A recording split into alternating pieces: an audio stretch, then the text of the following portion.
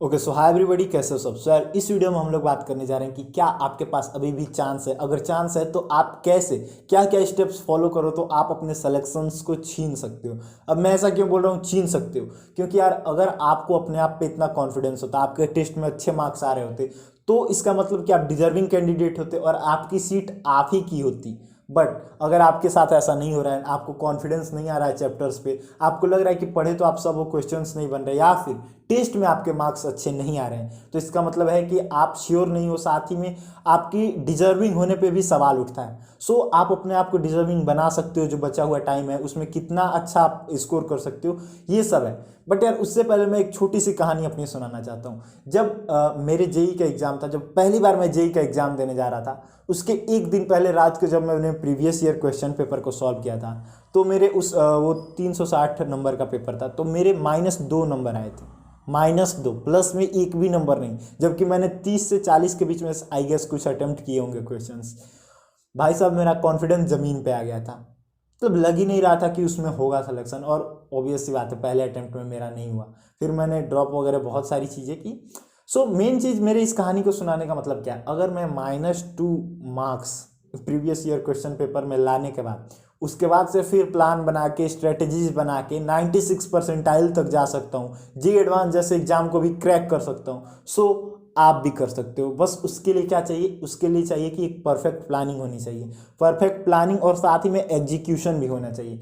आप खुद से सोचो, अगर आपको मतलब पता हो कि चाय कैसे बनानी है, 1 कप चाय बनाना हो और आपको हर एक चीज़ पता हो, 1 चम्मच चीनी डालनी है, 1 चम्मच चाय पत्ती डालनी है, इतना दूध डालना है और इतने टाइम के लिए उसको बॉईल करना है, और चाय परफेक्ट चाय की रेसिपी यही है, तो आप इजीली उस रेसिपी को बना लोगे। लेकिन अगर थोड़ा आप सोच लो कि अगर आपको बोला जा रहा है कि आपको चाय बनाना है, या फिर आपको पता है कि आपको चाय बनाना है, बट आपके मतलब आपको ये नहीं पता है कि चाय पत्ती कितनी डालनी है, चीनी, या फिर किसी भी चीज़ का मिक्सचर्स का रेशियो नहीं पता है, तो इससे क्या होगा, मे भी आप चाय परफेक्ट बना लो, बट उसकी पॉसिबिलिटी कितनी है, 100 में से 1, कि एक बार में आप बेस्ट बनाओगे चाय, एकदम जो परफेक्ट रेसिपी को मैच कर जाए, बाकी हर बार कुछ ना कुछ ज़्यादा या कम रहेगा।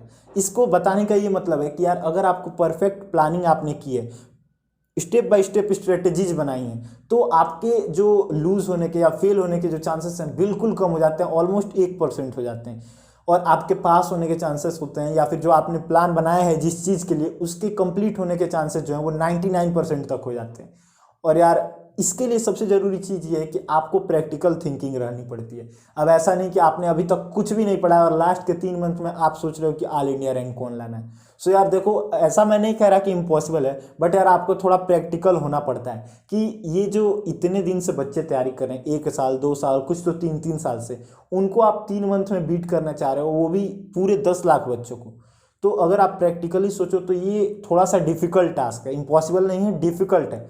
सो उसके लिए आपको जितना एफर्ट लगाना पड़ेगा, उससे बहुत कम एफर्ट में आप सिर्फ कुछ बच्चों को, जैसे आप पूरे 9,99,999 बच्चों को क्यों पीछे छोड़ना चाहते हो, आप सिर्फ 9,80,000 बच्चों को, 9,90,000 या 9,70,000, यानी कि कहने का मतलब है अगर आप 10,000 रैंक, 20,000 या 30,000 रैंक भी ला दो तो उसे खराब रैंक नहीं कहा जाता है।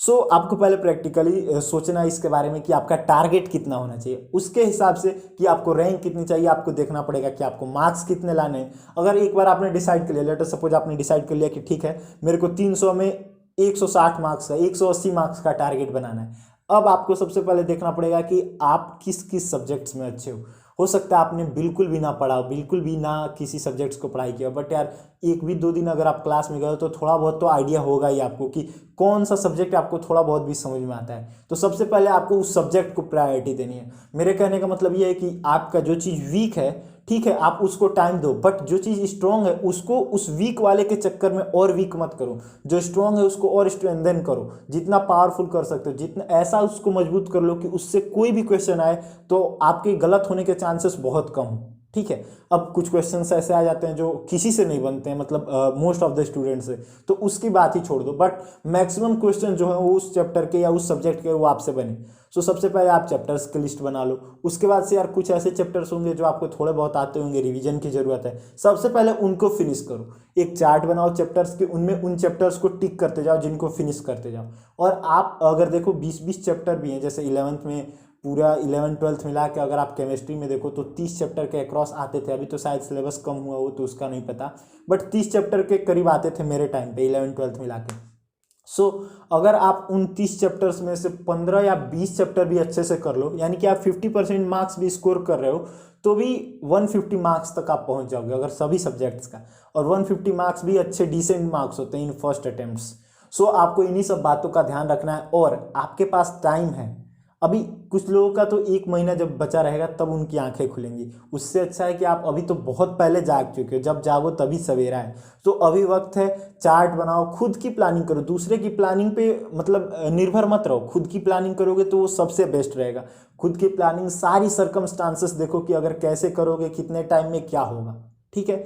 और फिर भी अगर आपको कोई भी डाउट रहता है कि भैया मैं स्ट्रेटेजी बनाने में थोड़ी दिक्कत हो रही है, या फिर किन चैप्टर्स को कहाँ से कैसे करना है, तो उसके लिए आप हमेशा इस चैनल पे आके कमेंट कर सकते हो। मैं हमेशा आपको रिप्लाई दूंगा, और अगर ज़्यादा जरूरी हुआ तो उस पर वीडियो भी बनाऊंगा। सो उससे रिलेटेड कोई भी डाउट हो तो आप कमेंट कर सकते हो। बाकी यार इस बात को हमेशा दिमाग में बैठाए रहना कि अगर आप कुछ नहीं करोगे तो कुछ नहीं होगा, लेकिन अगर कुछ करोगे तो कुछ ना कुछ तो होगा ही। सो कुछ नहीं से अच्छा है कुछ करना। तो कुछ करने के लिए कुछ आपको प्लानिंग भी करनी पड़ेगी, वो आज से ही शुरू कर दो। सो उम्मीद करता हूँ वीडियो पसंद आया होगा। ऐसे ही किसी वीडियो में मिलते हैं, तब तक के लिए thank you so much for watching.